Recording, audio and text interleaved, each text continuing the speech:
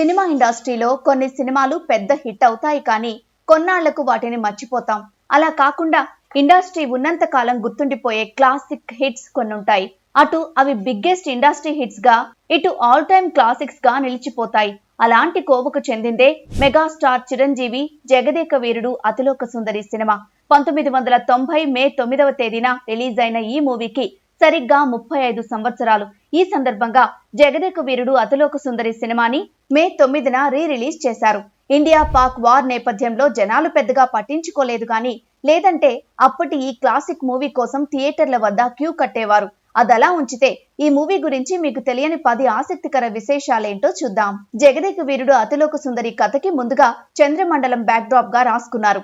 కానీ చిరంజీవి సలహాతో దాన్ని హిమాలయాల నేపథ్యంగా మార్చారు. ఈ సినిమా కథ రెడీ చేయడానికి జంధ్యాల, ఎండమూరి, సత్యమూర్తి, క్రేజీ మోహన్, అనంత్, దత్తా బ్రదర్స్ ఇలా మహామహులైన రచయితలు సాయం చేశారు. మొదట అనుకున్న టైటిల్ భూలోక వీరుడు, కానీ శ్రీదేవికున్న క్రేజ్ దృష్ట్యా ఆమె పాత్ర కూడా ప్రాధాన్యత దక్కేలా జగదేక వీరుడు అతిలోక సుందరి అనే పేరు పెట్టారు. ఈ మూవీకి చిరంజీవి తీసుకున్న రెమ్యూనరేషన్ 35 లక్షలు కాగా, శ్రీదేవి కూడా దాదాపు అంతే మొత్తం తీసుకున్నారు అని టాక్. ప్రియతమా పాట షూట్ చేసేటప్పుడు చిరంజీవికి 102 డిగ్రీల జ్వరం. షూటింగ్ ఆలస్యం కాకూడదని ఆ జ్వరంలోనే పాట పూర్తి చేశారు చిరు. సినిమా రిలీజ్ రోజు అప్పటి ఆంధ్రప్రదేశ్ లో భారీ తుఫాన్. దాంతో మూవీ ప్రొడ్యూసర్ అయిన అశ్విని దత్ విపరీతమైన భయాందోళనలకు గురయ్యారట.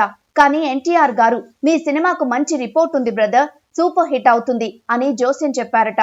ఆయన అన్నట్లే సినిమా పెద్ద హిట్. చిరంజీవికి చిన్నపిల్లల్లో విపరీతమైన మార్కెట్ తెచ్చిన ఈ సినిమా ఆయన స్టార్డమ్ ని కూడా అమాంతం పెంచేసింది. మొదటిసారిగా 6 కోట్ల షేర్ కలెక్ట్ చేసి అప్పటి ఇండస్ట్రీ హిట్ గా ఉన్న శివ మూవీని క్రాస్ చేసి కొత్త ఇండస్ట్రీ హిట్ అయింది జగదేక వీరుడు అతిలోక సుందరి. ఈ మూవీ సీక్వెల్ చేయాలని ఎప్పటి నుంచో ప్రయత్నిస్తున్నారు. చరణ్, జాన్వీ కపూర్లతో త్వరలో సీక్వెల్ చేయబోతున్నట్లు కూడా సమాచారం.